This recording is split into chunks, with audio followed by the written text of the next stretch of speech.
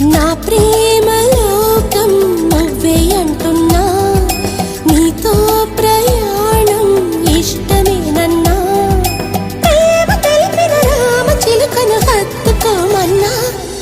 చెప్పాలనుంది చిన్న మాటైనా, ఆగనంది దాగనంది లోలోన, ఇన్నాళ్ళ నుండి ఉన్న మాటైనా, ఇప్పుడేగా చెప్పమంది ప్రేమైనా.